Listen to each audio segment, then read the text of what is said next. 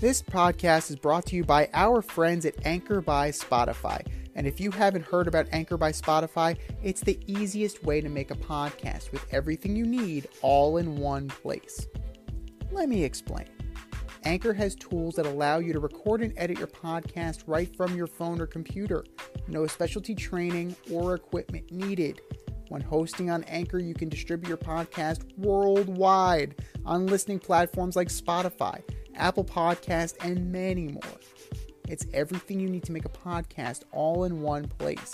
And best of all, like I've been saying, Anchor is totally free. It's free. Download the Anchor app today or go to anchor.fm to get started and make your podcast dreams a reality. That's anchor.fm. What are you waiting for? Download the app. Well, it's a big show. Welcome to the Fade Route It's a big bad show tonight. with DNZ. Yeah, it's a big show. Here are your hosts, Crack it up, turn on them lights. DNZ.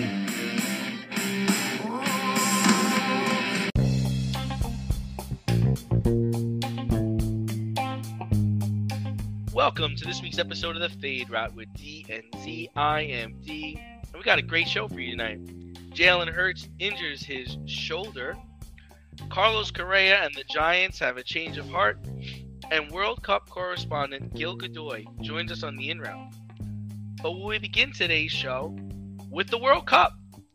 Messi enters immortality as he finally captures the only piece of hardware his career was missing. The World Cup was exciting from beginning to end as Argentina edged France in penalty kicks 4-2. What did the win by Messi do for soccer? Well, first off, congratulations to Argentina. It's been a long time coming. And, France has nothing to hang their heads about. They lost to a worthy opponent, and they took it all the way to PKs. Like, it was going to be close, like we thought it was going to be close. And this really settles the debate, in my opinion. It settles the debate of who's better, right? Messi or Ronaldo? Ronaldo or Messi? Ronaldo was on the bench pouting and then left his team to go train for maybe a contract in Saudi Arabia because he pouted with his club team and is no longer with Man U. Meanwhile, Lionel Messi is taking his team and he is leading that team to victory over not only a worthy opponent in France, but his teammate on PSG, Kylian Mbappe. So, it was a very tactical performance by Argentina. They were, they made the necessary touch passes. They were moving with and without the ball. Angel Di Maria had a fantastic game in addition to Lionel Messi. He seemed to be the facilitator rather than Messi. Like, Di Maria had a lot of time with the ball, a lot of possession time. And I think they kind of threw France off a little bit because they were coming from the left. Right? When Di Maria was coming from the left, and his trip in the box actually led to that penalty led to the first goal because Messi took the PK and beat Hugo Lloris. So Messi scored in extra time. He scored in PKs. Right? He defined himself. He defined himself on the national stage finally. It's something that's always eluded Argentina, and it's always eluded Messi. And now it's really solidified him, at least to be in the discussion, right? Because you still have Diego Maradona, you still have Pele. Like, that puts him in the conversation now. But for one, it settles that debate with Messi and Ronaldo, but then it creates something new with Messi and Mbappe because now they got to go back into that locker room with Neymar and just like Now they have to coexist. Now they all have a World Cup. Not to mention Messi also got the Golden Boot. So like good for him. So, yeah, I mean for soccer, to me it solidified Messi as the GOAT. But for this World Cup, it really set up things for Mbappe, right? To now he's waiting in the wings. I mean, I thought it was amazing. Like I was Christmas shopping the morning of the game, and I saw people watching the game like on their phones. I saw people ducking into bars or restaurants to catch a glimpse or catch a moment of the live action. And at 2-0, I was like, oh man, it's a wrap. Like, France ain't coming back, and no, here comes Mbappe. 2 goals, let's go. Go in extra time. Argentina scores. He's like, all right, I'll score again. Now it's 3-3, and we're going to extras and penalty kicks. So I mean, really, it was fantastic. Mbappe did all he could, but I think they'll be back. I don't think this is the end of France. I mean, they have arguably one of the best players in the world on their team. He's fearless. He's confident. He's big. He's strong. And there's no quit. I mean, when you're down 2-0 and you come back and tie it, then you go down 3-2 and you come back and tie it, man. That's relentlessness. I mean, if anything, they got better from this game. And like you said, to me, I think to everybody, this settles the debate. It's like, oh, he finally got it. He finally got his championship. Let's move on. And it's a good way for him to sail off into the sunset. A correction, Kylian Mbappe narrowly beat out Messi for the Golden Boot by the 1 goal. His last hat-trick goal is the one that took him over the top. That's so wild. Like, these guys were dueling, and it definitely cements him. It cements Messi in the upper echelon of greatness, and it makes it all the more intriguing as to what his next move is going to be, because he's tied to Inter Miami of the MLS. Like his former teammate Gonzalo Higuain, like they let him go. He's retiring. He's riding off into the sunset, and seemingly Lionel Messi is going to come stateside, right? And he's going to kind of anchor Inter Miami, and I'm interested to see how that's going to happen, because for one, this is the first time that Messi has done that. He was at Barca. Yes, he was, at PSG. He's played internationally, but he's never played in the States. So I wonder how this is going to look and how he's going to fit in with that Inter Miami squad, who last time we saw them got their asses kicked by NYCFC in the playoffs of the MLS. So I'm very intrigued to see what that next move is and how, the crowds are going to be there, right? This is going to be, it's akin to like when Zlatan signed in LA with the Galaxy. And he was still, like Zlatan, Messi can still go. Clearly, he can still go. Yeah, I just don't know. I don't know if people are going to go to games down there, man. Like, I get the draw, and I get who he is, and there's a decent fan base down there, but just people don't go to sporting events outdoors in Florida, man. They don't go to baseball games. They don't go to soccer games. Like, they go to basketball games. That's it, And so I don't know. I mean, I think it's a good. I think everybody comes stateside at the end of their career, which will be fun. But we'll see if he can elevate American soccer to another level. I mean, that's something that Zlatan and Beckham and nobody's been Pirlo. Nobody's been able to do it. No, nobody's been able to do it, and American players are now going out. So we need to see that, it's good to see that the best of the best want to come to this league. It validates the MLS as a world league. But also people like him. Like, he's very likable. Like, there are people that hate Ronaldo. There are people that hate him. Like, I don't know anybody that really hates Messi. They respect him, and they might think Ronaldo's better, but nobody dislikes him, and nobody hates him, and nobody shits on him. Like, nobody gives him a hard time. And that's good. That's respect. He's a lot of respect in the league. No, he absolutely does. And the rivalry, it's a very real thing. And I really, I know I've said it before, and I'll say it again. Like, I think Cristiano Ronaldo would take $1 more to get here before Lionel Messi does. Oh yeah. Like, I think it runs. Oh yeah. I think it runs that deep. Avoid messy accidents. Get better stopping power with your brake pads. Callahan brake pads. You never know when you'll be driving in the road and there will be a truck tire that you need to avoid and save your family. Callahan Auto. We really care about what's under your hood.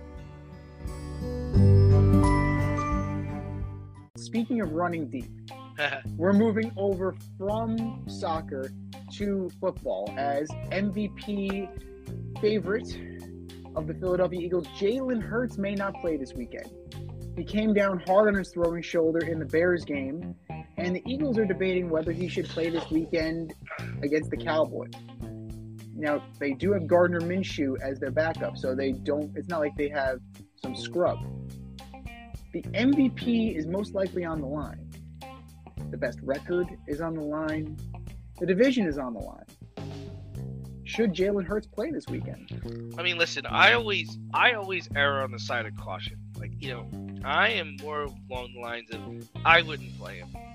I'd sit him until we had a game that we had to win. Like, if we're trying to lock up home field advantage, if we're trying to lock up division or best record, right now, the Eagles are clear-cut best record in the league. They only have 1 loss. Everybody else has 3. So... And like you said, Gardner Minshew is more than capable. I trust him. I'm not really worried. I mean, if you're concerned, run the ball. Give him safe throws. I mean, you're going to go and play Dallas right now, man. I don't know if that's really smart to throw him out there against Dallas. I mean, you need him.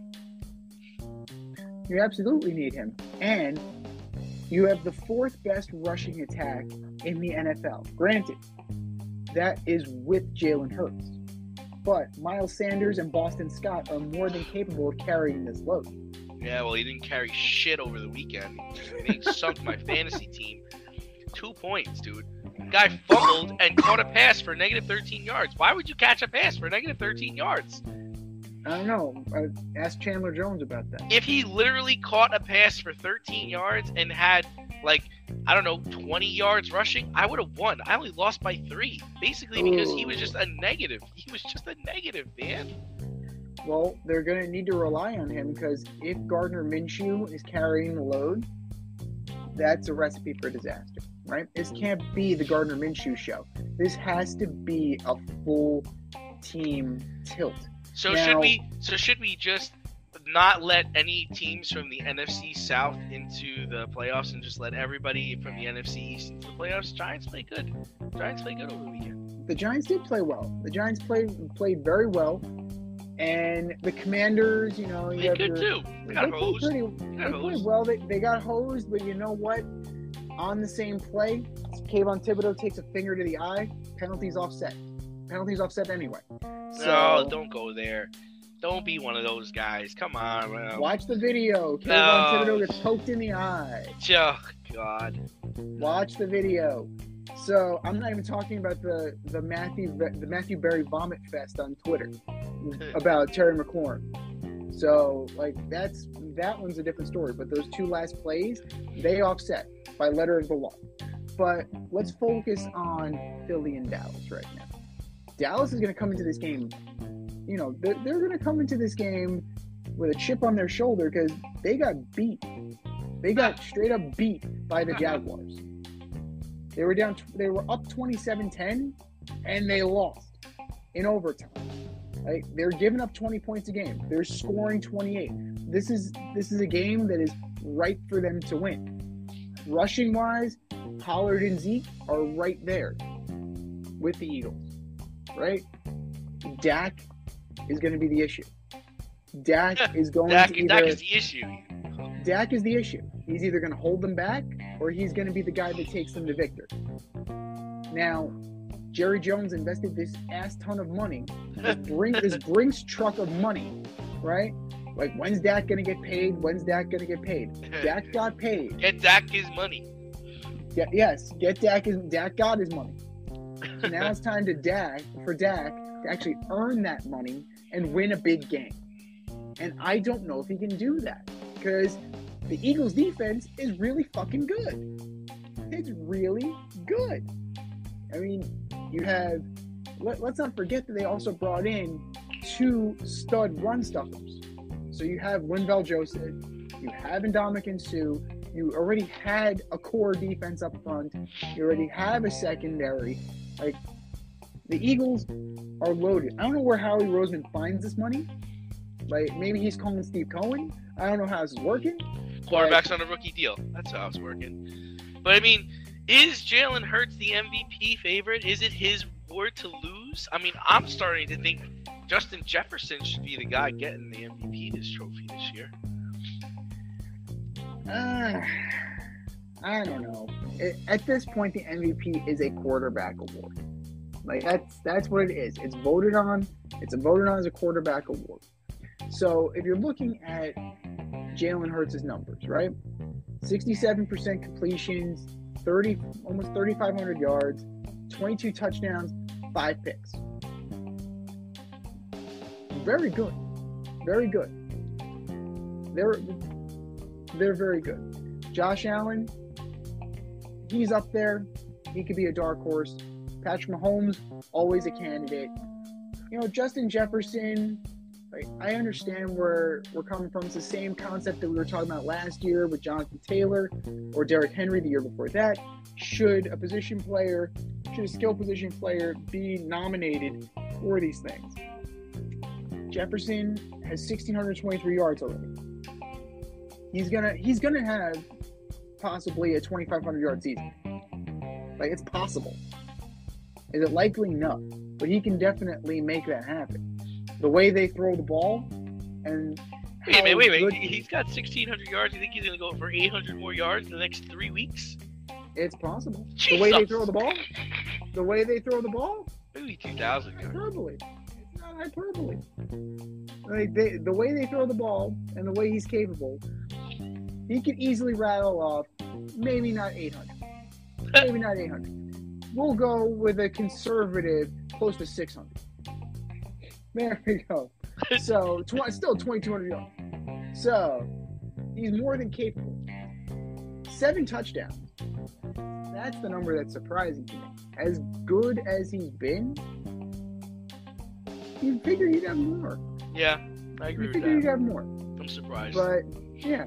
He's averaging like 20, 25 fantasy points a game, though. Right. He's doing his part. But I think It's possible. even Tyreek Hill. Mm-hmm. I mean, even Tyreek Hill should be given consideration. He leads the league in receiving yards. And that's extremely impressive. I don't know. I mean, I don't think it's... They should be in the conversation, but at the end of the day, given who's voting, it's always going to be the quarterback. Because the quarterback is going to get the lion's share of the blame, and he's going to get the lion's share of the credit. And Tyreek Hill, also 7 touchdowns. All things considered. Yeah. Does Brock Purdy get Rookie of the Year votes? Is he eligible? That's my question. Yeah, no, he's eligible. Yeah, he's eligible. 100. He's plus 1,600 right now. I don't know about that. I don't necessarily think that. He'll get. Who's he competing against? He's competing against Garrett Wilson. Yeah. He's competing against Chris Olave, right? That's who he's competing against. That's it. It would have been Breece Hall, but Breece Hall's hurt. Both of those teams are likely not going to the playoffs. He is the starting quarterback on what? Arguably the second best, third best team in the NFC. I think you gotta talk. I think it's possible. I mean, if he finishes the year undefeated, how could you not?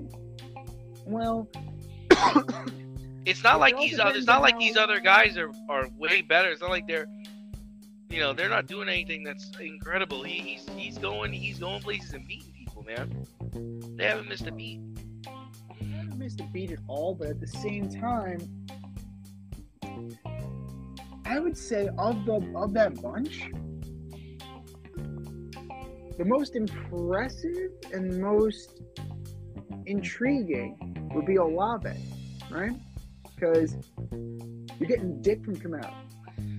You're getting It's You're not. not But getting Michael Thomas not playing again. well, hey, listen. Hold on a second. They're just not running the offense through Kamara. That's the problem. Like they've removed him from the passing game. Like they don't throw him the ball anymore. Like this guy used to be a PPR monster. They're literally not throwing. I don't know if he's got incentives in his contract or what, but the game plan is do not throw Alvin Kamara the ball. I don't care if he's open. Throw it downfield. That's literally what's going on in New Orleans. Well, if they were trying to showcase to trade him, they're not doing him any favors. No. I I think he's staying there, but you know, yeah, 641 yards and 1 touchdown this year. That's Alvin Kamara. off Like that, brutal. absolute dog shit. Second Dog round pick. God. Right. Jeez. And your quarterback is who? Andrew Dalton. Andrew. Dalton. Andrew. For that alone, Chris Olave should get Rookie of the Year.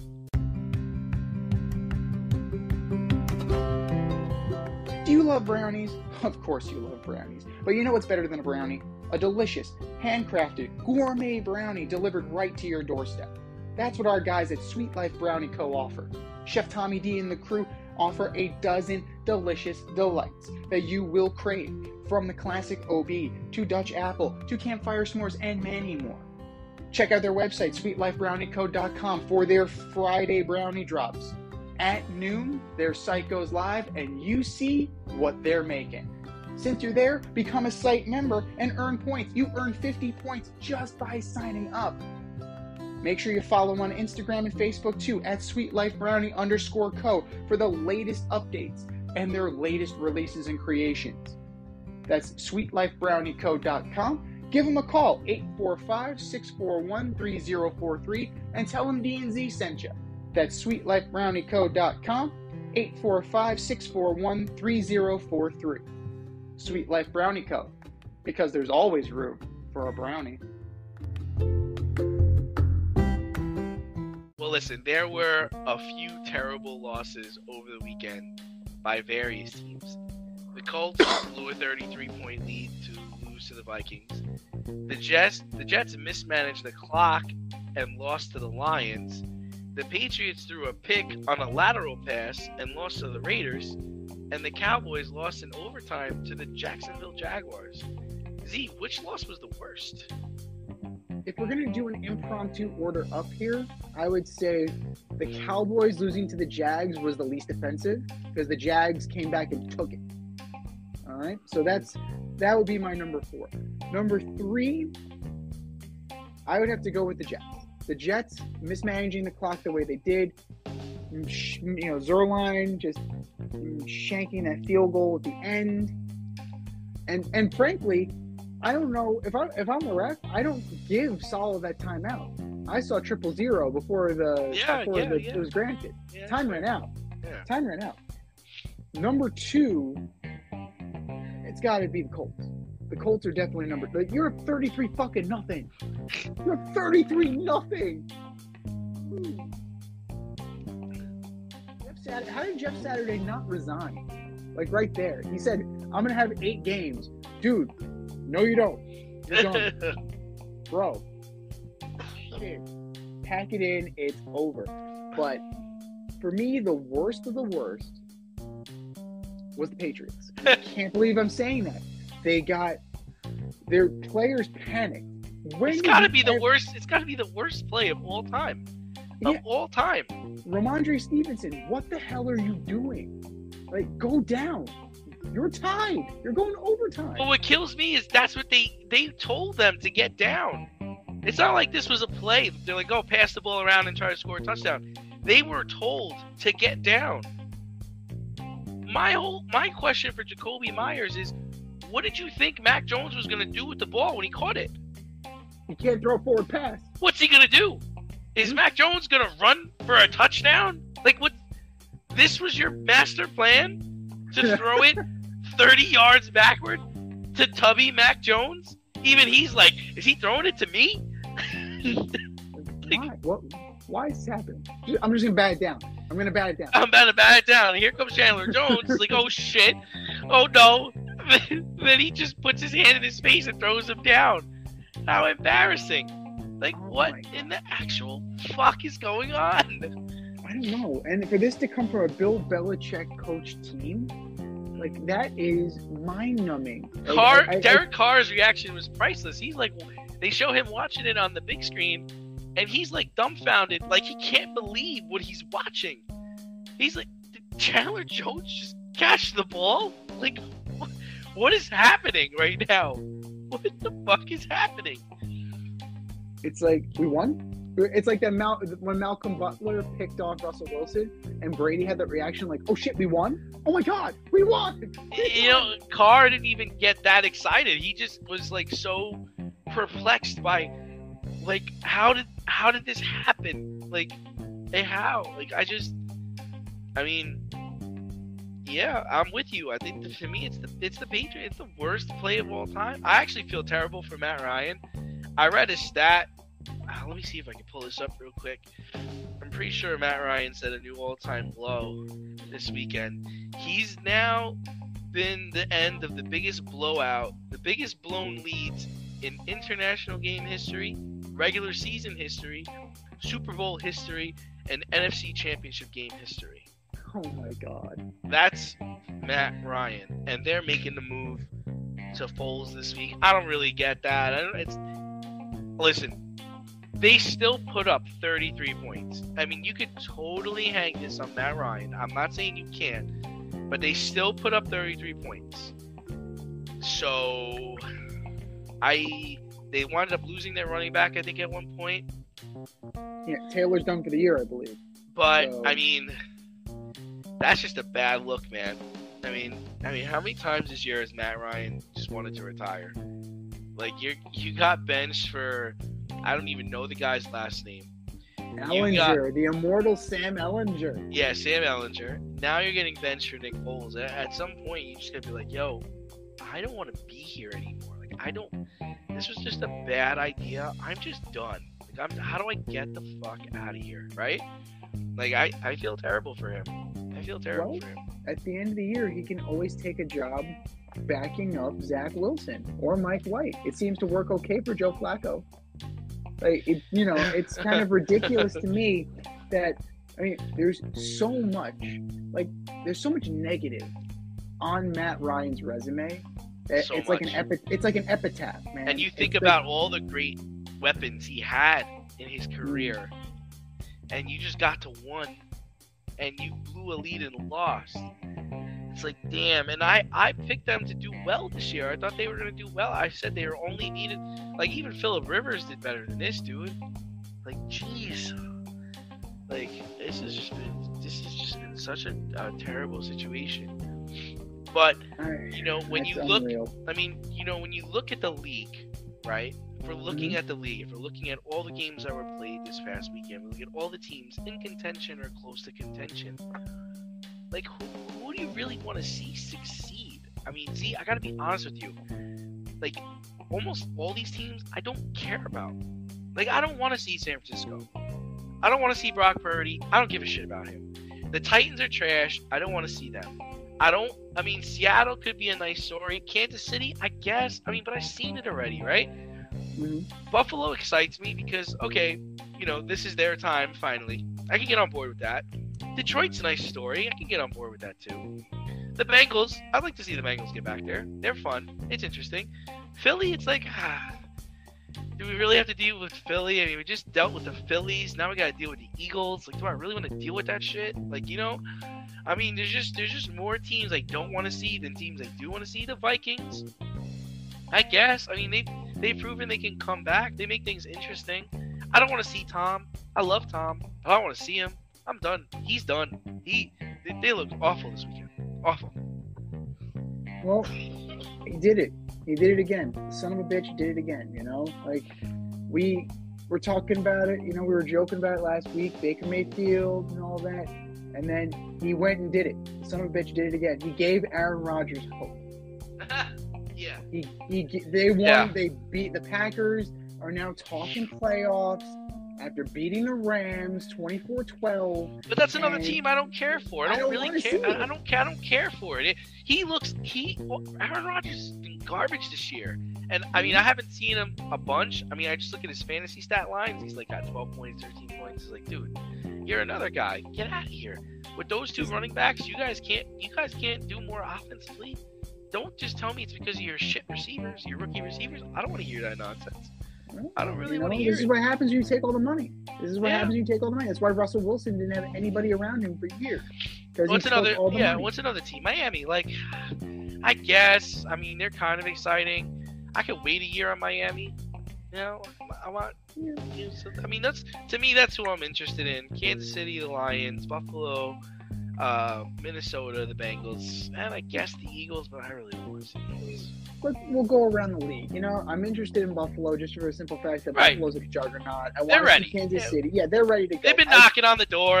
Can we have it happen and just get it over with? You know, that's kind of the way I feel about it. They've been knocking on the door since the late '80s. So yeah, they should. No. They should have at least one. They should have had at least one out of those four. They should have had one.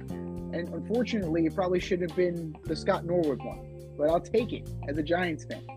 But the Bills are ready to go.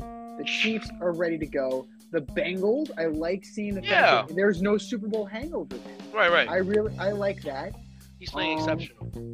Honestly, the AFC North is still pretty much in play. The Steelers have picked up their play. The Browns they hung in there with. But I don't want to see any of those guys. I don't want to see anybody from the AFC North. I'm not interested in any of those teams. All those teams are terrible. Watson looks like garbage. The Ravens don't have a quarterback. They're losing receivers left and right. They just signed Sammy Watkins off the street. Week one for your team. He's going to do great. But Bills, Chiefs, Bengals, I don't want to see anybody from the South. Like, that's a hard pass. So Bills, Chiefs, and Bengals for me. And in the NFC, my team's still in it. So I want to see the Giants. Like, I want to see them do it. I do. As a Giants fan, I want to see the Giants. That's pretty football to you. Like, you really want to watch them on a high stage. Football is not about pretty. No. Giant football has never been pretty. I'm not saying effective. I'm not saying it's pretty. It's like you really want to watch them play like a superior team. Like, that's what I'm trying to say. Like, you want to see them in the playoffs play somebody that's worth a damn. You really want to see that? If it means my team is in the playoffs, absolutely, I want to see that. I love Tom Brady, but I don't want to see him. I don't want to see him in the playoffs. That team is garbage. That team is garbage. That team is hot garbage. They had a 17-point lead at home, and they fucking lost. Well, you know who I don't want to see in the playoffs? And they're in the playoffs, the Vikings. I don't want to watch that. Like, the Vikings are going to gag. Right, but they're going to gag. The only thing I'd say about the Vikings this year is that we've seen them come back and win. Like, we've seen them, like, come back on teams and win. We saw them beat Buffalo. We saw them come back and beat the Jets. We saw them come back and beat the Colts. Like, that's the only positive thing I can say about the Vikings is that they've got players. They've got one of the best. They got the best receiver in the league. Like, they have something to watch. Like, I'm not interested in seeing the Giants. I don't care if they were my team. I don't want to see them play the Eagles. You want to see them get blown out by the Eagles, like 40-17? You want to see them play the 49ers in San Francisco, get shut out? Is that what you want to see? I want to see them go toe-to-toe. I want to see how good they really are. They're going to draw the Niners in the first round. But they're not good. You know they're not good. You see them play. Saquon's hurt. Daniel Jones is average. Like, you know, there's nobody on that team that you paying to watch. I would pay to watch Saquon Barkley. I would pay to watch my team in the playoffs. That means I got there. The last time this team was any good, it got sunk by that goddamn boat. That was the last time they were any good. Well, that's 7 years ago. I'm tired of waiting. I'm tired of fucking waiting for this team. So I am going to grasp at straws, and I'm going to watch the Giants get smothered by the Niners in the playoffs. But you know what? They're going to smother Brock Purdy as well because they have a defensive line. Like Dexter Lawrence and Leonard Williams can get to the quarterback. So Brock Purdy is not going to have as clean of a pocket as he's used to. And that's an intriguing matchup for me. And as far as other teams that I want to see, everybody wants to see the Lions, right? The Lions are a very intriguing story. They went from 1-6 to 6-1 in their last 7. Like a switch flip. Jared Goff's not turning the ball over. They have a run game with Williams, 2 guys. and Swift. You know, they traded TJ Hawkinson. Everybody thought they were crazy, but, you know, they're winning without him. And, yeah, we can just burn the NFC South with fire. That's fine. So I want to see these teams, and I want to know what they're about. Are you in need of air care maintenance or service? I have the company for you. Air Care Technicians. They service the Westchester and Northern Bronx area and can help you with all your heating and cooling, maintenance, and service needs. Just give them a call at 914-315-1547. Again, that's 914-315-1547. Or shoot them an email at aircaretechnicians@gmail.com. These guys are the real deal as they are veteran-owned, licensed, and insured. Make sure to tell them that D&Z sent you. But I also want to know what this is about. The San Francisco Giants had a deal in place with shortstop Carlos Correa, right? 13 years, $350 million. We talked about this last week. No movement, no opt-out. Like, he was a Giant for the rest of his career. Well, the rest of his Giant career lasted a week because the Giants had to postpone their press conference for their new shortstop because the physical brought up some issues, and frankly, you know, it sounds like a little bit of mutual cold feet. I went to bed last night, woke up, went to the bathroom, checked my phone, and breaking news from ESPN, Carlos Correa is a Met. 12 years, $315 million. What the hell happened? Did you piss all over the floor when you heard that story? I was in shock. I don't know if anything came out, to be frank. I really don't know. But the only thing I could think of, right, is that they saw something on that back MRI, because that's his area, the area that has troubled him in his career. And there's something there, you know. There has to be. Yeah, they're not releasing. They're not releasing what it is. Wow, the only thing that his agent Scott Boras has said is that it's not the back, and for, you know, privacy reasons, they're not going to discuss the issue at hand. But how do you feel as a Met fan? Like, are you happy about this? Like, I gotta be honest with you, this is what makes me irritated with Met fans. Like, the messages and the postings today have been absurd. Like, I saw somebody saying, oh, now we have the best infield of all time. The best infield of all time? He's a shortstop. He's never played third, and you're making him play third. He's not fucking Cal Ripken Jr. He's not Alex Rodriguez. Like, what makes you think he could go and just play third base? You think he's good, but I don't know if he's that good. And third base puts a lot more wear on your body. It's a lot, you know, so I don't really know. And then got other people saying this is our time. We're the big spender now. The Yankees did this for years. Now it's our, well, hold on a second. This is a new era, man. Like, everybody spends now. The Yankees were spending back when nobody was spending. Everybody's a spender now. And the Yankees also had 4 core guys that they were buying players around. I don't necessarily agree with all that, and I don't even like the Yankees. And I mean, I don't want to offend you, Z, but I actually think the Mets are the 3rd best team in the division. Like, the Phillies went out and got themselves a shortstop. They were in the World Series last year. The Braves were in the World Series the year before that. Like, tell me what your thoughts are on this. Well, he is an unknown at third base. I agree with that. But as a shortstop, solid, right? A career 91 fielding percentage. 100%. Oh yeah, like, he is a great player. Yeah, he's a 392 range factor. Like, he can play. He's a great baseball player. He's solid. Now, transitioning to a new position at age 20, going into your age 28 season, he is doing it at, I believe, a younger age than when A-Rod did it. So I think that's going to give him a little bit of wherewithal.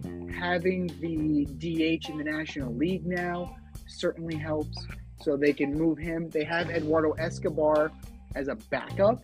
So now Eduardo Escobar, unless he's trade bait, which is very likely, but Eduardo Escobar is definitely a guy that can help spell him and, keep him fresh. Because last year, he only played 129 games in the field, 132 games in the field. If I recall, he didn't really light it up last year. He had a good season, but it wasn't solid. great. He's solid. He's not great, but he also was Is it Minnesota. Is it $315 million? Like after my whole thing is this is from what I read, there were issues with the physical. The Giants postponed the press conference, and they wanted to renegotiate the offer.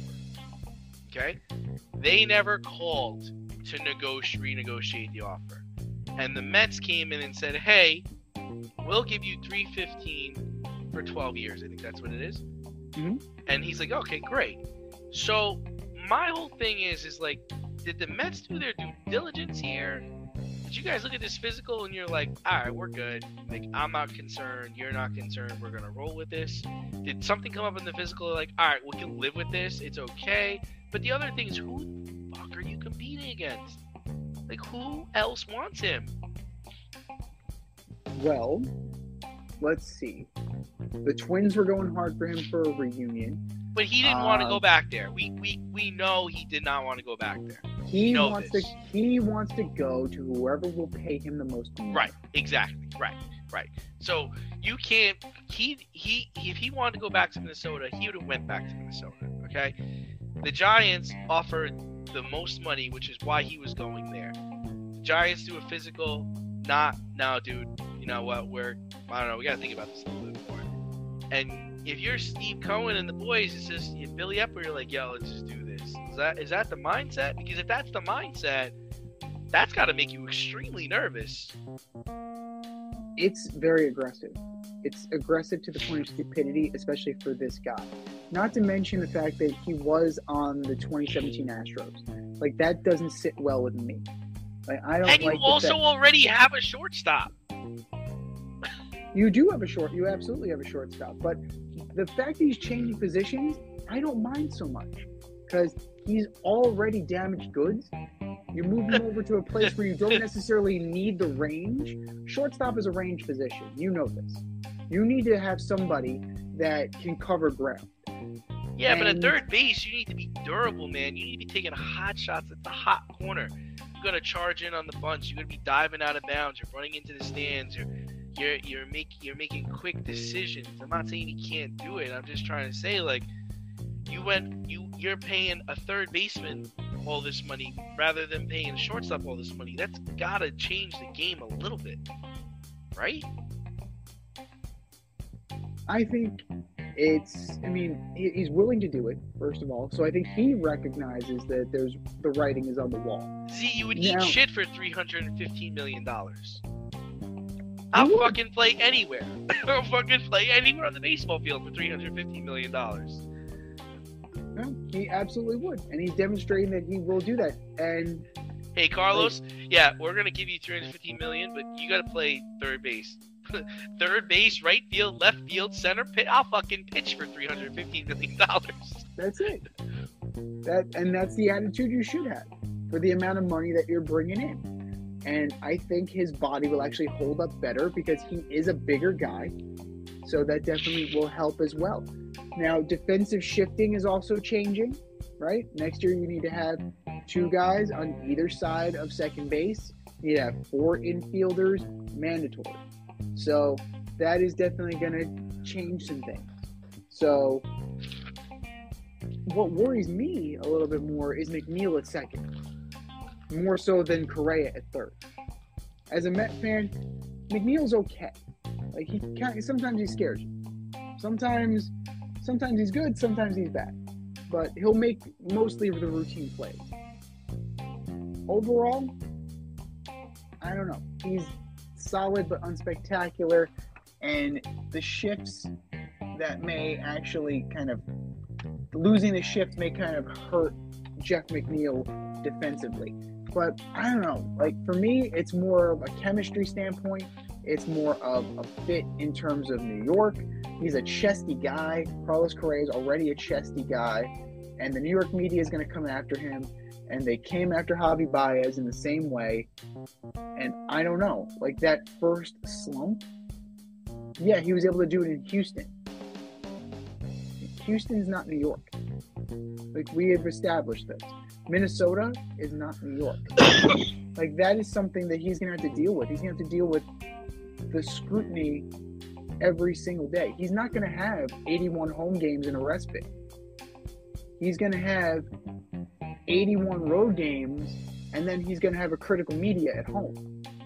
So, like, you guys strap in for that. And we'll see. We'll see how thick his skin really is.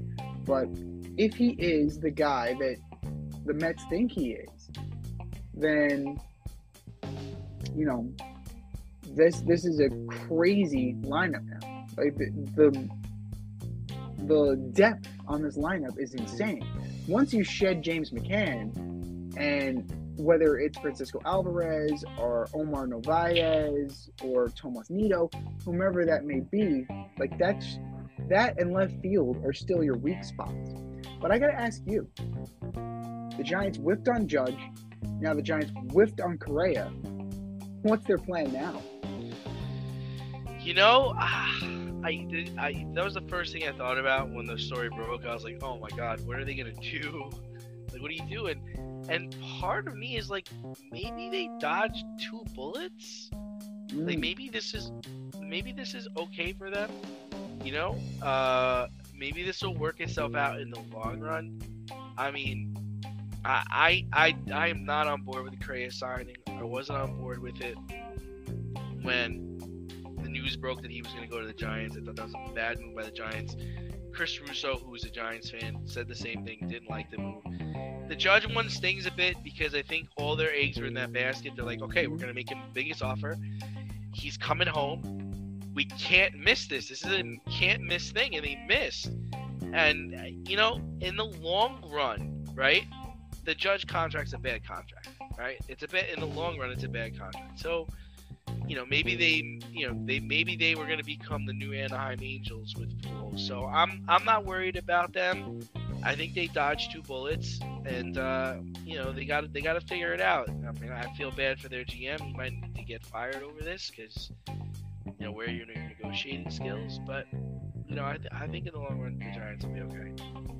I don't know. I really, there's so many holes on this team. If you look at it, it's right? bad. You know, it's pretty bad. You know, they fancy themselves a contender though, because they signed Sean Manaea, they signed Ross Stripling, they're bringing in win now talent for this rotation to go with DeSclafani, to go with Cobb, to go with Logan Webb, and it makes you wonder. Right? Yeah, no, exactly. It makes you wonder. And you're 2 years away. You're 2 years away now from being 5 years away. Jesus. Yeah. Now, an opportunistic GM like, say, Ryan Cashman should call up and say, hey, you can take your pick of these 3 guys. You need a third baseman? I have Josh Donaldson, former MVP. Oh, stop. You need offense. Nobody wants that garbage, but maybe they get into the... Maybe you want Giancarlo Stanton. No, not that trash. Who's the other guy that's on the Padres? The Padres just picked up. Maybe you get into that sweepstakes. I don't know. I don't think you're doing interdivision trades though. No. He's gonna hit the open market. He's gonna be a free agent. I think he's gonna. You don't think he's going to free agency? You think he's gonna re-sign with the Padres? If you're talking about Juan Soto, you're thinking the Giants with Juan Soto. I don't see that. They're gonna have a ton of money. They're gonna have a ton of money, but they're gonna have more money than anybody else. Well, maybe not a fit, but I'd rather have the young guy than have the old guy. I'd rather have the guy that can do more than just hit. Yeah, but this is a bad precedent. 2 guys have left the Giants at the altar. Like, Juan Soto is watching, right? Yeah. So I don't think that you can have $600 million and it doesn't really matter. And honestly, like, it's Ohtani and it's Soto. Who goes where? And it wouldn't surprise me, a team like the Baltimore Orioles get in on Soto. So, they're ready. Sure. They're on the come, right? You have Rushman, you have Henderson, you have your a team. The Mets are going to be all in on Ohtani in the trade deadline. All in. Well, we'll give you everything. We'll give you everything in our farm. Bring him here and let us win this championship. That's basically, think that's about what's gonna that. happen. Think about that rotation, right? You have Verlander, Scherzer, Ohtani, Senga, Carrasco, Quintana. They have a guy for every day of the week. Like it would be absolutely insane. Now, would it cost you probably Vientos, Beatty, Alvarez, probably McNeil, maybe Canna or Escobar? Like it most likely will.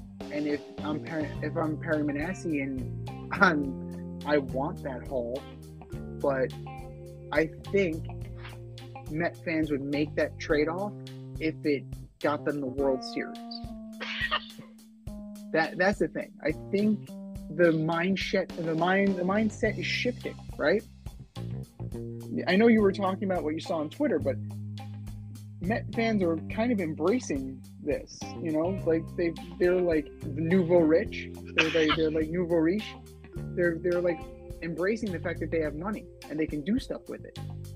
Now they're probably going to fail miserably with some things because when you're newly rich, you just spend the money because you have it. But the key to being rich is spending as little as possible and still maximizing your impact. You're getting hammered by the luxury tax too, by the way. Yeah, $806 million committed to all these guys from this year, including Robertson. Like we didn't even mention those guys. And they're trying to get Liam Hendricks from the White Sox. Yeah, I saw that. That's insane. Steve Cohen has gone full scorched earth, all because Jacob deGrom went to the Rangers.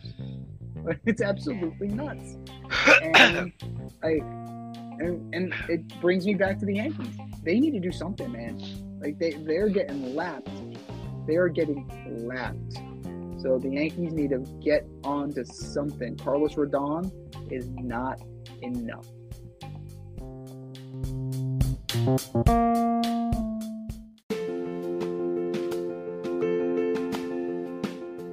Looking to break into broadcast media, web development, social media marketing, or filmmaking? Then CSB is the program for you. From day one, you'll be trained hands-on by industry pros like friend of the show Rob Adams, whose goal is to get you trained and get you working in months, not years. CSB offers 8 and 16-week programs in small class sizes designed to give you the personalized attention you need. If you can make it in person, there are 5 East Coast locations. If you can't, they offer virtual classes too. How great is that? And once you graduate, you become part of the alumni network that gets you to the front of the line. Trust me, I'm an alum myself. Go to gocsb.com today, request more info, set up a studio tour, and who knows, you may very well be on your way to a career in broadcast media. That's gocsb.com and tell them Z sent you. gocsb.com.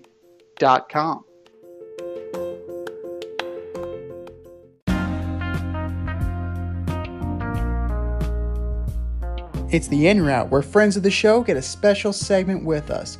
Want to be part of the action? Want to be the newest member of the In Crowd? You know what to do. Hit us up, faderoutemail@gmail.com, or slide in those DMs on Fade Route Podcast on IG, or hit that Twitter, FadeRouteDNZ.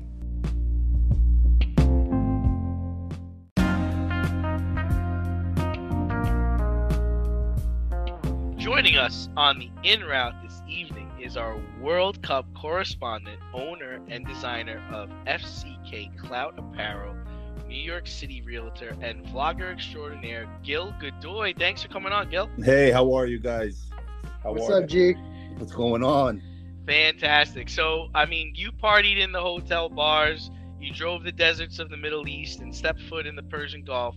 What was your overall impression of Qatar? I mean, to be honest, I don't know if it was a setup or not, but I mean, it was beautiful. I mean, Lusail Boulevard. I mean, you got to keep in mind for the last 10 years, they built Lusail section of Doha. So everything was modern. Their train system looked like a spaceship. They had actually no conductors on the train. It was all self-automated. They only had What? Yeah, and I have footage That of it. is wild. It looks like a spaceship. Their carts came from Japan because I looked on the actual carts. The first cart and the back cart, to put in perspective, were luxury cushioned seat rows where you sat on like recliners, and you got to see out the front windows like you were driving the ship. Like if I share the video footage and the photos, it looks fake. It looks like I'm on the set of Star Trek. As far as the city, completely spotless. You do give a lot up when you're in the United States, but when you look at a country like that and you know how beautiful it is, where the old meets the new, you got to say, why don't we have this here? Right. You got to say, well, they don't have an army. They're not spending $2 trillion to defend that country like as we are. So there is a trade-off. Whether I agree with having $1 trillion budget or not is one thing. That's a whole other conversation. But Qatar, I mean, I learned a lot of things. 80% of their population there is not even original Qatarian. It's like less than 20%. I didn't know that. When I got there, I didn't realize like the average income there is like $200,000 a year. Wow. All right. There's no poverty there. You'll never catch a homeless person. And next to Dubai and Abu Dhabi, which is in the Emirates to the, I would say the west of it or southwest of it. I'm sorry, southeast of it. They're the safest cities in the world. You could like sit there with $1 million and you wake up with $1 million. Like nobody has the urge of negative. Right, but they also have kind of like a zero tolerance policy. Too, Yeah, right? yeah. You can't. Not... When you go there, you have to respect it. Obviously, there were commentators I went there to prove a point, but I mean that's not why you should go there. I mean, I mean it's not here. Here we fight for freedom of speech. There they had it. I mean, for the most part, I mean, I have a loose tongue, so I will curse from time to time. And to be honest with you, it was overall beautiful. The people there were nice. They were honest. I rented a car there to drive, and the return policy, they were honest. You got to worry about things like that when you're traveling overseas and rent a car. They try to give you dummy cars and then charge you bills later on. But their roads were beautiful. Not one single pothole. Their beaches are amazing. What actually broke my heart, the one thing, was my friend and I, we drove up to the northern part of Qatar. It was an old port city, and we were in the Persian Gulf, and it was low tide, so the water goes out like a quarter mile, so you can walk the whole beach. And there were two kids there with a crab hook, where they were just picking up little crabs from the sand. And I introduced myself to them, wander around like they are, and I asked them where they were from, and they're like, "Oh, we were from Algeria, but we lived here for 10 years." And when they said, "Where am I from?" because they see me with a massive beard and shaved head, assuming I was a local or nearby, I said United States, it kind of got scared. They looked at me with a face of concern. So I told them that I'm one of the good ones. So, but well, so you made it to the Argentina, Mexico, and Portugal, Uruguay matches. What was the atmosphere in and around the stadiums? And for those matches, and how did the supporters treat each other? So here's the thing. For my friend who came with, he's Greek, so he had never been to a World Cup kind of game. I had been in World Cup '94. So when we went to the first game, which was the day we arrived, Mexico versus Argentina, obviously the Argentinians their back was against the wall. They had just already lost to Saudi Arabia, and Mexico was looking for the kill. They smelled blood in the water. So right off the bat, the Mexican crowd was from the moment you got off the train to into the Lusail Stadium, which is the largest stadium out of all of them. It was pure chaos from the Mexican side. I mean, as far as energy, the cheering, the chanting, the bragging, all this talk. And the Argentinians were proud. They rocked their colors. They had their chants for Messi and the Vamos Argentina chant that you'll probably hear on TikTok a lot right now. But we kept it quiet until the second half, because that's when they started scoring, and then that's when the Argentinians started chanting and going nuts, and the Mexicans kind of got quiet. And then I told my friend, because I said, listen, in 2 days, we're going to see Portugal versus Uruguay, and they're similar to how Argentinians are at games. We don't talk trash until we have a purpose to. So when we went to the Uruguay and Portugal game, it was a lot calmer until you started scoring, and then one side started cheering and one side started ranting.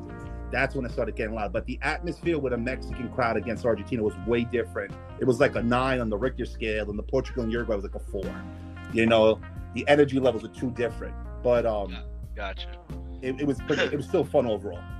Now let's get to the big one. Argentina got out ahead early, but France was able to equalize before Argentina finally took it home in penalty kicks. Set the emotion aside. Was this the best World Cup final of all time? So if I'm setting the emotion aside, it could be argued. Why I say that, there is one more World Cup game that I think went down. It was the Brazil against Italy rather, and Baggio missed the penalty. That to me was also a crucial game. If I'm not, that was 94, right? Yeah, that final there, I don't know if you can consider as far as intensity and highlights, this one clearly takes the cake. As far as just talent, again, they're pretty well balanced. Then you had Baggio on one side, Ronaldo on another. You had South America against Europe, so they're kind of both balanced out. But for me, I loved this one for a lot of reasons. If I took myself out of being biased to Argentina, the fact that they both scored in extra time each. Wild. Absolutely insane. And then Mbappe really doing everything he could, man. And see, I told you, when they were up 2-0, I said Argentina needs to score at least 4 goals to close it out. And then they tied the game within minutes of that text, in a 2-minute window. So I knew France wasn't dead yet. Europeans play a different way than South Americans do. And you saw it. You saw it in that game. Completely different types of style. And that's what you saw. That, to me, I would still put this one as number 1, but I would put Brazil and Italy number 2. No, that's very fair. That's definitely very fair. This was a fantastic game, and the stars came out to shine, and that's what I think that's one of the things that's most important, is that they didn't shrink in the moment. But now that the World Cup has come and gone, and I know you're a soccer historian, and you like to debate who the greatest of all time is, and Pelé is also a personal friend of the family. Yeah. So he's actually spending Christmas in the hospital. ESPN just broke that story. Yeah. So our thoughts go out to Pelé, and hopefully he's okay. But has the Messi Ronaldo GOAT debate finally been settled, and are we on to something new and better with this Messi and Mbappe rivalry? Well, I think what happened now was a couple of things.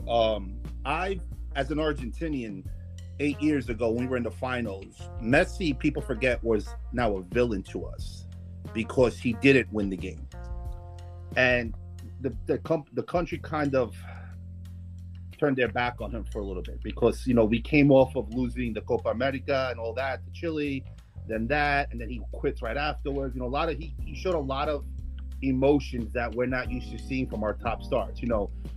After Maradona, we went to, let's say, Palmero, and from Palmero, who was a boss on the national level. On the club level, he was great, boss on the national level. Then we went to Ortega, who was also a number 10 guy, Ortega. Then when he didn't really do so well, then we went to Treves, who really didn't do so well. He couldn't carry the throne. Then when we had this kid Messi, who was overlooked originally from the Argentinian squad, we put him on this pedestal and said enough's enough. And if you're going to do the accolades on the club level, why aren't you doing them on the national level? That's why even me, when we lost to France, and I said to myself, he doesn't have it in him to carry a team. He needs a team. And this coach who played with him 12 years ago knew that. So now we look at the GOAT conversation. Do I personally think he's one of the GOATs? Yes. Because I can never call you a GOAT until you win at least one World Cup. You're not even in my conversation until you win that. I don't care what you do on a club level. It's the national flag is what you do. Mbappe, on the other hand, will carry the throne, but will they be good next World Cup compared to this one? No, they won't make the finals next World Cup. They won't. My thought would be either Brazil or England. Those are my calls now. Are going to make the finals. But Mbappe is great, and he'll be good and great. I don't see him winning the next World Cup or another one at this point, because he to me is like the Randy Johnson of baseball. He relies on the fastball. He is great, and he impacts the game. But in time, he's going to play, by now to the next World Cup, he's going to play almost like another 500 club games. And he's going to run at 20 miles to 23 miles an hour. He's going to have another flock of 19-year-olds behind him. He's going to be, what, 27? Yeah, 28. 28. So you got to ask yourself, how much, look at Ronaldo on the club level was doing well. He had the same attributes as Mbappe. He's just an inch shorter, maybe. Same attributes. But even he started to slow down afterwards at that age. I mean, on a club level, he was great statistically, but on a national scale, he was okay. I mean, he won the Euro Cup one time, but that's about it. He never got any further advancement in the World Cup. So I don't see Mbappe being the next GOAT. Do I think he's the face of soccer right now? Yeah, because of his age. But Brazil has a lot of wildfire guys that are talented that got embarrassed and now know what it is to be humble. And I see them coming. I see England coming. And I was favoring England to come out aggressive this World Cup because they're just a bunch of 19-year-olds. And they don't have a Rooney. They don't have a Beckham, which is great. You don't need that in this generation soccer. You need a team. And Argentina proved that. If you look at England, it's literally everybody on that team starts in the EPL. Yeah. Everybody in the starting lineup. Yeah, it's you insane. see, what the Argentinian coach did differently when he took over the reins and he was testing this formula for 3 years was half the team is from the South American leagues and half the team is basically from the European leagues. But he took the overpaid players, the Higuaíns and the Agüeros, off the team because they couldn't finish. If you notice in the last World Cup, every time Messi put the ball in their feet, they couldn't finish. And the World Cup, when we went to the finals, they just couldn't put the ball in the net against Germany. Higuaín supposedly got an offsides. That's the only goal I can remember him attempting, and it was an offside. But what they did with Messi was they supported him with Dybala. Dybala played, like 5 minutes, but he plays that same role. So now Dybala has this experience going into the next World Cup, knowing exactly what Messi's role was this World Cup, and he's going to mimic it now. And they rewarded him with a penalty in the finals, so he's good. But now you have McAllister, you got the front two forwards, and you've got the Paula on the other side, who's okay. To me, he's Metacore, but he brings the tenacity. He's like your Dennis Rodman. And then you've got a defense that actually plays defense. The last two World Cups, the Argentinian defense are just old men who got paid well in Europe and thought they were really good. But then they gave up so many goals to Croatia in the box. You know, this team didn't want you in that box at all. So what he usually do, he played 4 back. And then he put 4 in the midfield. He didn't want you back there. He didn't want the other team in that box. So he put it in the midfield. So he knew exactly how to build a team around him that were young, that can compete in the next World Cup. I wouldn't be surprised if Argentina becomes an upset team in the next one. With or without Messi, they can upset a lot of teams. Absolutely can. And the Argentinian defense, like I watched the 2014 World Cup with you. Yeah. And we watched the Argentina game and compared them to this team. This Argentinian team smothered France early on. Like, it was amazing. This team was to punch, bite, and kill first, and then tire them out with the possession. Where normally we kill you with possession first and try to score later. No, they were trying to go out. Every game, they try to score first and fast and often.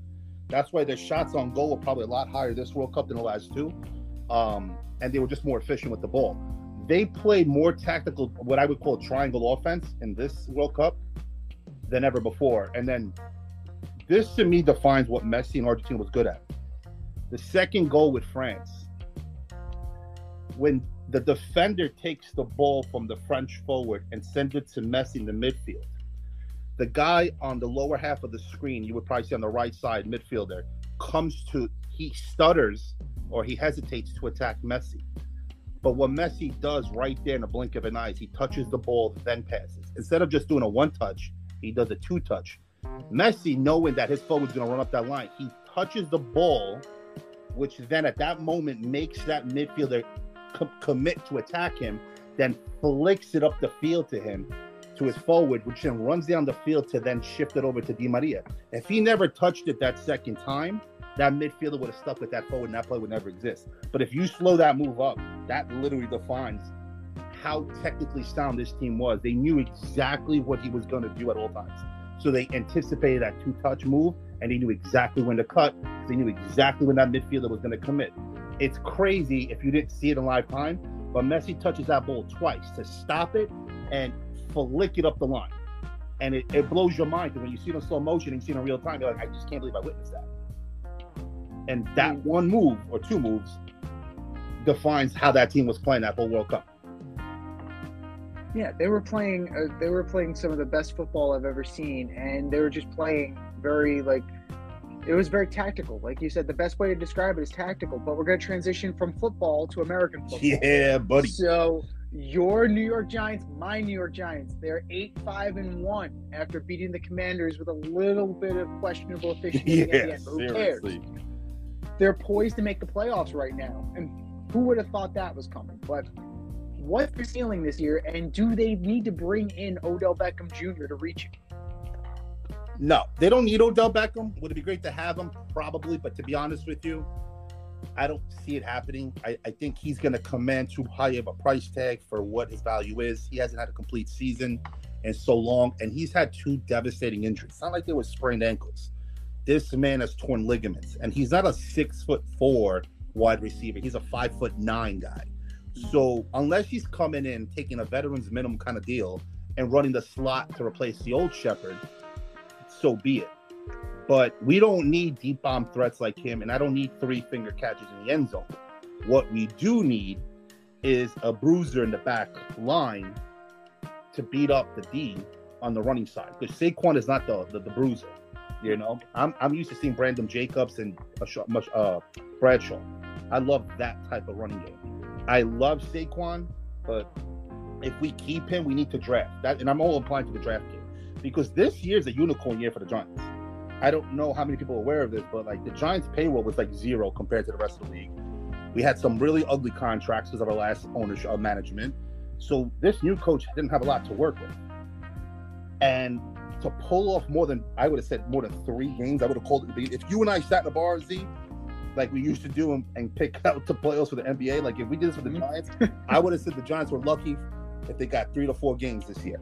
So the fact that we got 8 and we can make the playoffs, that just makes this draft a lot better to look at, because we can replace a lot of good contracts with a lot of young players that can do the same exact thing for cheaper and probably get an Odell just for fun. But do we need him? Not necessarily. No. I think we have enough. Anybody can catch at his height right now, and the guys are only coming out younger and faster out of college. So I'd rather just recruit a guy that does a similarity, and I get him on a rookie contract in the third round. The best way unicorn is the best way to describe this, because right now they're in line to face the Niners in the first round, and Brock Purdy or not, like that's not a good matchup for the Giants in the playoffs. So yeah, and to be honest, the Giants defense hasn't been lined up together all for one game, I think, this year. And it was like 2 weeks or weeks ago, where we don't know our full capabilities yet because we don't have them up there. And you know, Saquon's doing his thing. I think we have to change our field. I'm not a big fan of what they're doing on that field. It's terrible. But Odell Beckham, to me, is a high-risk, low-reward player, and he always was. I never saw him as a top receiver. Outside of that one catch in Dallas and maybe 2 a year later, he was too much of a negative energy to the team. He was a distraction. I mean, hell, he brought him to Miami the day before a game. Last playoff game. You know, so game. There's to me, if I'm a manager, I don't see no upside to that. Bringing in a 30-plus-year-old man with 2 busted knees, thinking he could run a 4.2 40 when he really can't. But I can go into college right now and say I can get about 2 of those in the 4th round for like pennies to the dollar. And what is he commanding out? He's still getting paid our Giants contract, right? 18, 19 million a year.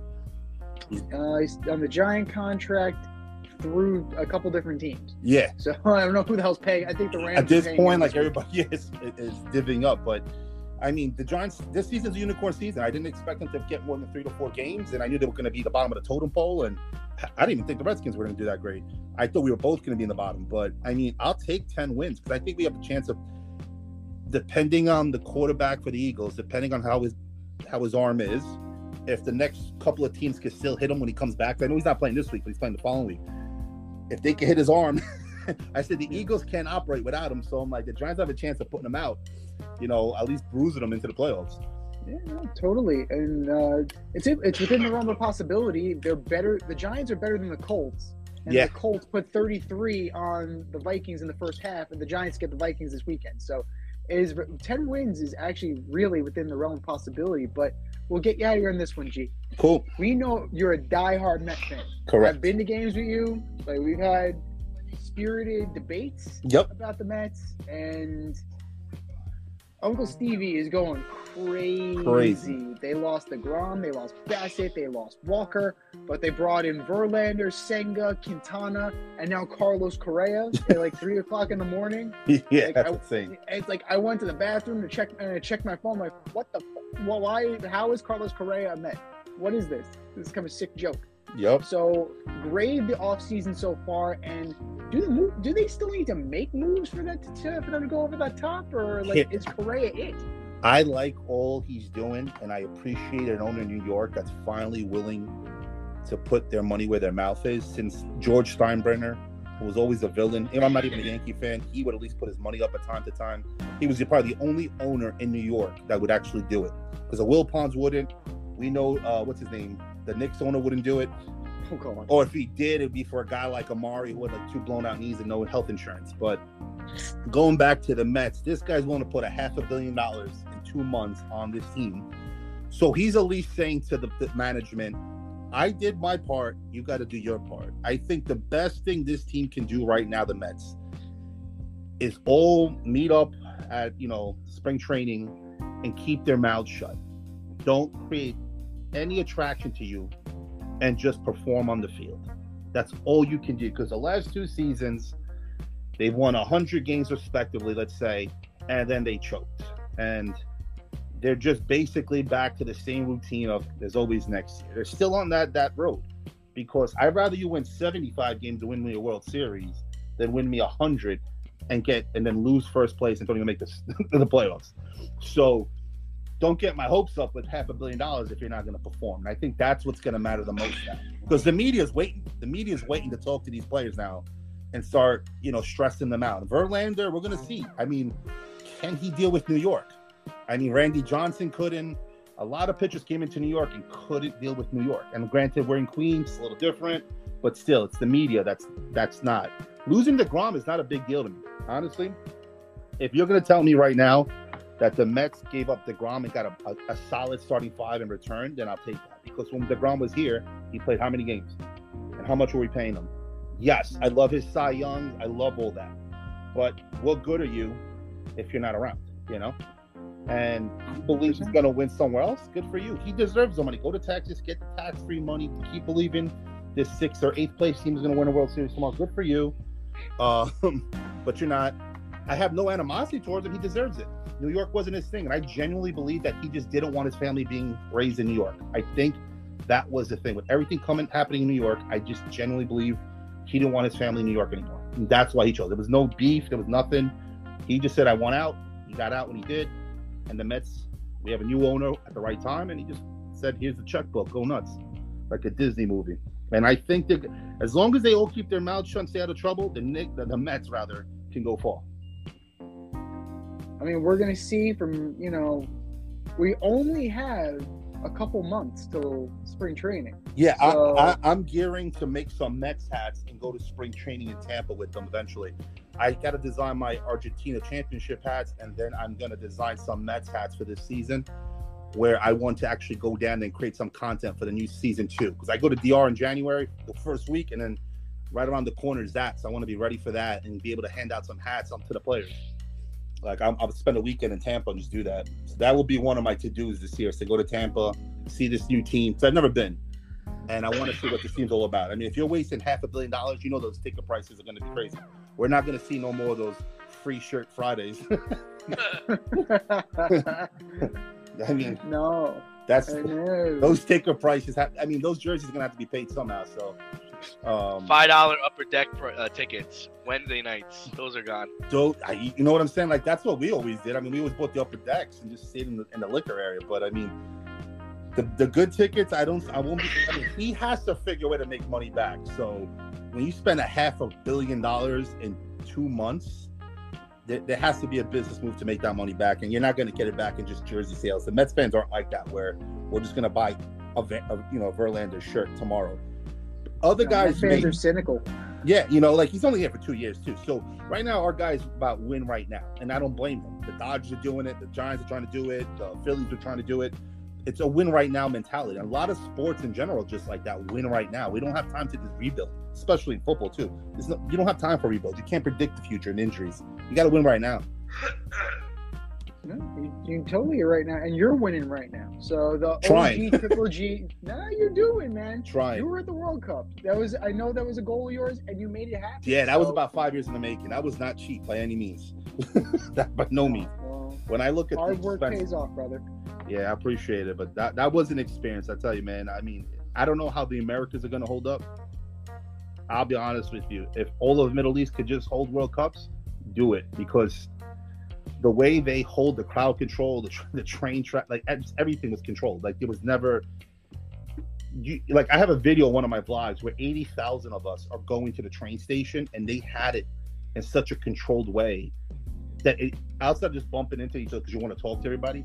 I mean, there was just entertainment and distractions. You just didn't feel like you were taking a train. Like you just felt like you were getting on an awesome Disney ride. The train itself. It was just like these Middle East countries just know how to operate, and I just don't see our stadiums. I won't speak for Mexico because I know that's going to be an experience. I'm already planning my Mexico trip. I don't care which groups are there. I'm going to Mexico. But I can't see Dallas holding 100, because right now they're saying they're going to hold the final because what did Jerry Jones put like another $300 million in renovations for the World Cup? Yeah. So I can't see Giant Stadium holding 89,000 people and there's not violence outside. And to be honest with you, the no liquor in the stadiums, I think, had a huge impact on the game. Because when Argentina went up 1-0, and then 10 minutes later we went up 2-0, the Mexicans, they were violent. They were aggressive verbally, and they wanted to start fights. They got into fights with themselves at one point outside the stadium. Like, there's video footage somewhere on TikToks when I saw something. I mean, there were a lot of guys ready to fight us Argentinians, and we were ready to go. But at the end of the day, you know, cool heads presided. But if there was liquor involved, could you imagine when Morocco beat Belgium? Belgians would have gone nuts. When, you know, England tied with US, they would. I was in Abu Dhabi waiting for the connecting flight. They would have gone nuts. If there was liquor involved, unfortunately, as much as I used to love drinking, that was a huge factor in it too. Nobody was drunk coming out and starting fights like viciously. Like there was. Once the game was over, it kind of sucked for them if you lost, but then you kind of let it go. Where if you have liquor involved, it's a whole different ball game. So, to be honest with you, not having liquor in the stadiums is a huge, and most people won't agree. They won't like to hear that. But if you're bringing kids to these events, yeah, you're not gonna want a group of like any other countrymen going nuts. You know, it's you know, think about it. If you have a daughter or a son. First experience in America to watch it. My first experience at a World Cup game was at Foxborough Stadium against Nigeria. Maradona's last game before he got the drug bust. And luckily we won, so there wasn't violence. But look what happened I watched USA beat Colombia, and I was in Jackson Heights, Queens in a Uruguayan restaurant. You know, my father told me, like, listen, keep your mouth shut when we go outside because the Colombians are not happy. You know, it can get that way. So not having liquor at these stadiums was a huge deal in a positive way. Kids got to enjoy it. And I must admit, I've never seen a stadium accommodate so many handicapped people. I didn't even know that was an option in stadiums, to be honest with you. But they had flat sections, elevators assigned, people who would usher you into bathrooms with your, I guess, family or partner or parent. But they would their accommodation for people that couldn't walk or look was utterly amazing. I couldn't believe it. And the subways were free. Subways were absolutely, they were all free. That's wow. Yeah. So that, and I can't wait for the next part. I've seen most of the vlogs. I gotta get on the last episode, but last one was long, but it was worth it. I mean, they've been fantastic, man. And if you haven't checked it out, go to Fuck Clout's YouTube page. Go there. You'll see the vlogs. They're fantastic. They're shot on a GoPro. It's like, you know, it's very well done, very well edited. And the OG Triple G, Gil Godoy, yes, the owner, designer of Fuck Clout Apparel, thank you for Yes. coming on, brother. Thank you No for being a problem. part of Thank you for the In-Crowd. invite. Of Thank you for course. the And if invite. you want to be a member of the In-Crowd, hit us up at faderoutemail@gmail.com. Slide in those DMs at Fade Route Podcast on IG, or hit us up on Twitter at FadeRouteDNZ. Brother, have a Merry Christmas, a Happy New Year. We got to get together. We got to have a drink or two. We gotta watch some sports, man. Let me know, it's been man. Too long. This Been weekend, too let me long. know if you're free. Not for drinks, just to hang out. It don't have to be drink related. But I got to stop by the Hibernia because, they were big Argentina fans. So I got to stop by there. Yeah, I saw Eddie was repping your brand, so we definitely gotta swing by there and say hi. I'll be free if you're free this weekend. I know it's the holiday, the 23rd. Wait, what's this weekend land on? Friday's the 23rd. Oh, that's Christmas. I remember. I lost time of thought. But usually, if I do go out, it's on a Saturday because Monday through Fridays I'm just working and working out. So but yeah, let me know. On January, the first week of January, I'm in DR, and then I come back. If it's after that, so be it. But I'm available. Yes, sir, brother. Absolutely. And thanks for coming on, man. And No we'll problem. talk to you soon. You got it, guys. Have a good one.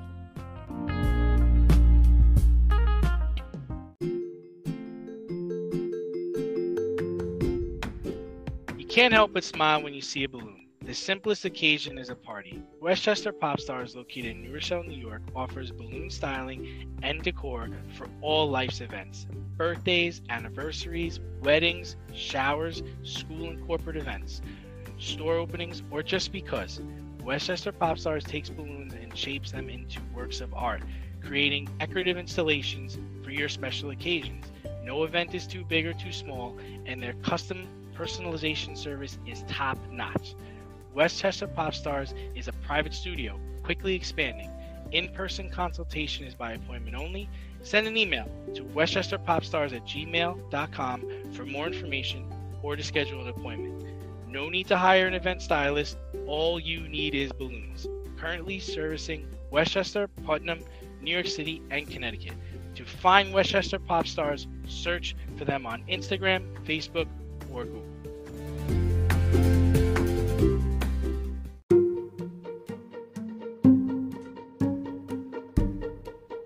The Fade Store presents the Alleged Superstar of the Week Award.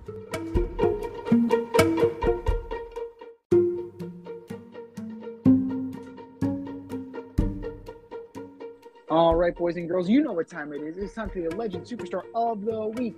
You know how this goes.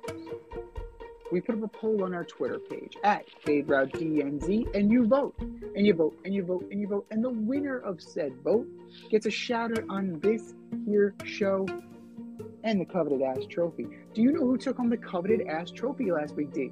I don't. The San Francisco Giants front office Those guys. for signing Carlos Correa. On here again. But that was last week. It was only last week. This is this week. Who are your nominees, D? First off is an easy one. I'm stealing this one from you. Jacoby Myers for lateraling the ball to Chandler Jones on the last play of the Patriots-Raiders game.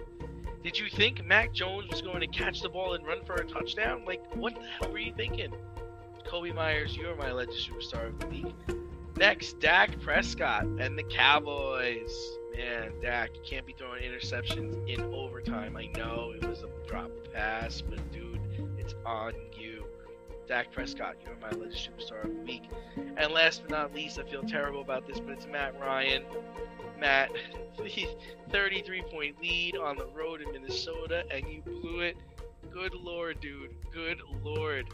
Matt Ryan, you're my Alleged Superstar of the Week. Zeke, what do you got? All good choices. A lot of choices that I would have made. But we have a late comer, right? The San Francisco Giants again. You sign Carlos Correa. You find something on the physical, and now he's gone. So you lose out on Judge. You lose out on Correa. You have egg on you have 2 eggs on your face. You're gonna have a fucking omelet on your face. There's so much egg on your face. You've got to do something, because I'm sure your fan base is not going to be happy with the fact that your off season is Mitch Haniger. No offense to Mitch Haniger. None whatsoever. Friend of the program. Friend of the program. Joe Rush's favorite player. But you gotta do something, and you gotta do something big. Just to save face. San Francisco Giants, you are my alleged superstar of the week. The Colts. Need I say more? 33-0. A 33-0 lead. Take the air out of the fucking football. Run the goddamn ball. Run the ball. I get the Jonathan Taylor. That's why you got Zach Moss. That's why you traded for Zach Moss. Run the football. And you know what? To the 30-year-old child that is the offensive coordinator who probably learned how to coordinate offense by playing Madden, why the hell are you going for it on 4th down with Matt Ryan doing a quarterback sneak? That is like an insane play. I can't think of a quarterback more immobile than Matt Ryan. Tom Brady can fall forward. Matt Ryan cannot. Indianapolis Colts, you are my alleged superstar of the week. And last but not least, the refs. Particularly the refs in the Commanders-Giants game on Sunday night. Oh my God. Blown call after blown call after blown call. Missed call after missed call after missed call. Am I good? I'm on the line, right? I'm on the line. Yeah, you're on. Okay, great. Awesome. Matthew Berry's throwing a flag for? Yeah, Matthew Berry's head is exploding. He has diarrhea of the keyboard, and you missed the Kayvon Thibodeau thumb to the eye. You missed the thumb to Kayvon Thibodeau, I should say. You missed Darnay Holmes hugging the receiver. There's just a lot there. There's a lot there. But as a Giant fan, a win's a win. I'm going to take that. Thank you. So, refs. It's been a bad year all the way around. And you guys need to be better. I mean, it's just atrocious. Refs, you are my alleged superstar of the week. The poll goes up after the show, folks, at FadeRouteDNZ on Twitter. And for our nominee,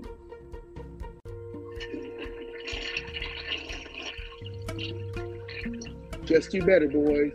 Just do better.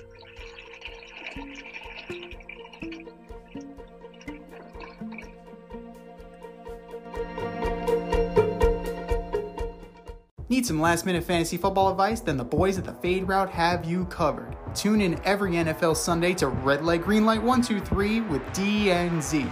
D and I give you our top 1, 2, 3 fantasy starts, or green light, and fantasy sits, or red light. That's Red Light, Green Light 1, 2, 3 every NFL Sunday during the season. You can find us on Apple Podcasts, Spotify, and wherever you get the Fade Route. That's Red Light, Green Light 1, 2, 3 with DNZ. Every NFL Sunday during the season.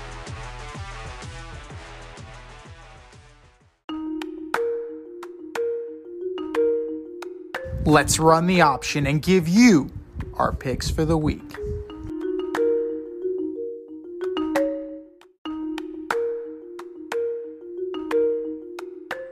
It is the option for NFL Week 16. Week 16. It's absolutely mind-numbing that we have only 3 short weeks left.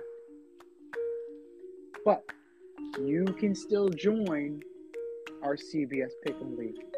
Go to our Twitter bio. Go to our Instagram link in bio. Find our Pick'em League. It's also called The Option. And join today. I'm in the lead by 1. D and the lovely Rita Sanchez are 1 point behind. Foxy is 2 points behind. And Zach is coming on strong. Let's see what you guys got. Let's see what you got. We're going to start with our Thursday night game. 8:15 p.m. Amazon Prime. The number 1 pick, Trevor Lawrence, leads his 6-8 Jaguars into MetLife to take on the number 2 pick, Zach Wilson, and the 7-7 New York Jets. Jets. Really? Yep. They play defense, man. They do. But I like what the Jaguars are doing. They're moving the ball. Evan Ingram is somehow like found out what the end zone looks like. Like, good for you. Like, Trevor Lawrence is playing fantastic. Etienne is having a good game. So I'm gonna roll with the Jags. Christmas Eve, we have a major slate of games. Saturday is all right for football. 1 p.m. The 5-9 Falcons go into Baltimore to take on the 9-5 Ravens.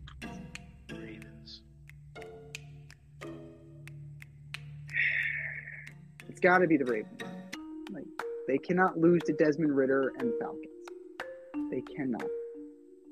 The Falcons' hopes for the division need to die, and the Ravens need to kill it.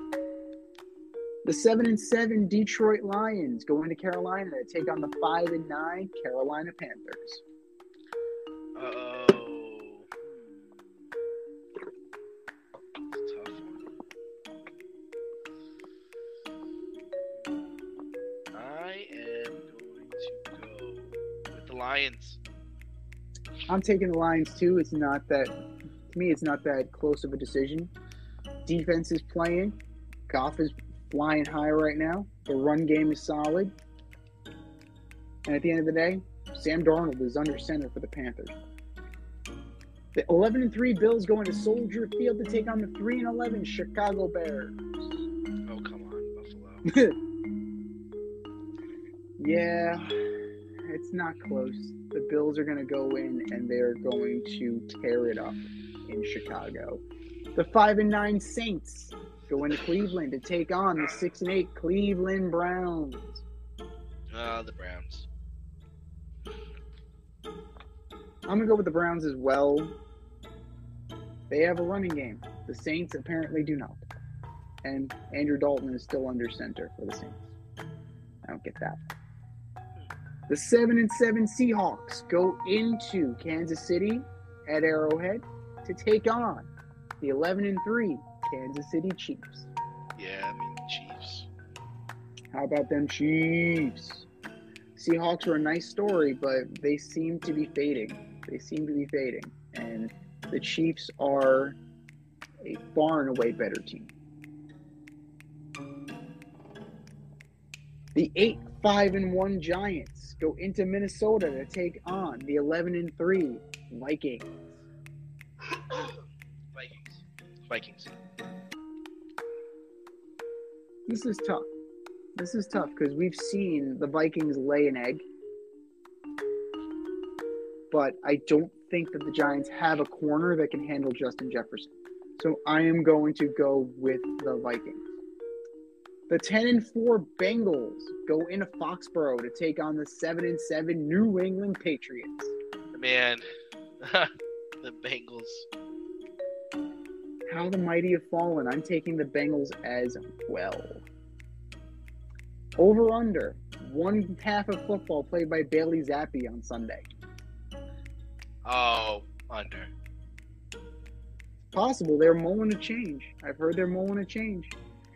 The 1-12-1 Houston Texans go into Tennessee to take on the 7-7 Titans without Ryan Tannehill. Gosh, done what for a the year.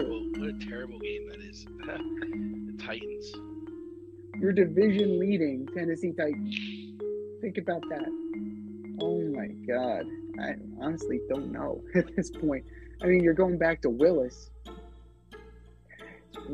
or Davis Mills. Oh, you got Derrick Henry. I'm going to take the Titans just because of Derrick Henry. We're in the 4 o'clock hour on Saturday. The 7-6-1 Washington Commanders go into Santa Clara to take on the 10-4 San Francisco 49ers. Taking the commies. Interesting. I am going to go with the Niners. I think that they're going to be able to withstand everything that the Commanders put forward. And, if Chase Young plays, it'll be a little bit of a difference. But I think the Niners keep rolling. The 13-1 Eagles go into Jerry World to take on the 10-4 Dallas Cowboys. Cowboys. How about them Cowboys? It's going to be close. I'm very tempted to take the Eagles and keep the train rolling. But I got to think that the Cowboys defense is going to show some pride. And your Saturday night special, the 6-8 Raiders at the 6-8 Steelers on the 50th anniversary of the Immaculate Reception. Steelers. Rest in peace, Franco Harris. I'm going to take the Steelers as well. Sunday, and a Merry Christmas to you. The 1 o'clock game, the 6-8 Packers go into Miami to take on the 8-6 Dolphins. Dolphins. Yeah, it's not that close. It's not going to be that close at all. Aaron Rodgers, as soon as you start thinking about playoffs, dashed.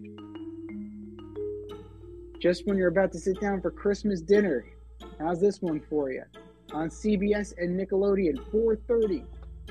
The 4-10 Broncos at the 4-10 Rams. Broncos.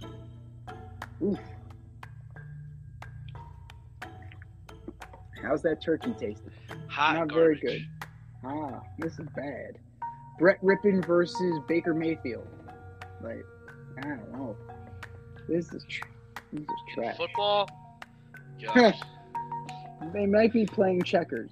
I don't know. Maybe we could have a spelling contest or something. Oh, Jesus. I'm going to go with the Rams, but I have no confidence in this. I haven't had confidence in the Broncos all year. Hackett's a dead man walking. And, yeah, the Rams have some major rebuilding to do with no picks. Good luck. Your Sunday night special, the 6-8 Bucks at the 4-10 Arizona Cardinals. The Bucks. The Cards are down to Trace McSorley. Easy for me to say. Yeah, the Bucks need to win this game. If they lose to the Cardinals with Trace McSorley under center, blow it up. Like, don't let Todd Bowles, change the access code. But the Bucks should take this one. And your Monday night delight. The 8-6 Los Angeles Chargers go into Indianapolis to take on the 4-9-1 Who wants Colts. to watch that? It's just awful. Chargers. I don't know. After the showing that the Colts put up the other day, you can't in good conscience watch this. You can't. It's garbage. The only thing that's the saving grace is that Nick Foles is the quarterback. So we don't have to drag Matt Ryan again. But the Chargers, this is a game they need to win. This is the game that they would normally lose. I'm going to go with the Chargers. Karma changes, and they finally win a game that they're supposed to win. Fantasy playoffs, fantasy championships. No buys. Deploy everybody you got. This has been the Fade Route with DNZ. Thanks for tuning in tonight. Catch our podcast on Wednesday night on Anchor, iHeartRadio, Spotify, or wherever you listen to your podcasts. So until next time, stay faded, everyone. Time for us to run the go route. We'll talk to you next week. Have a Merry Christmas, a Happy Holiday, and we will catch you next week.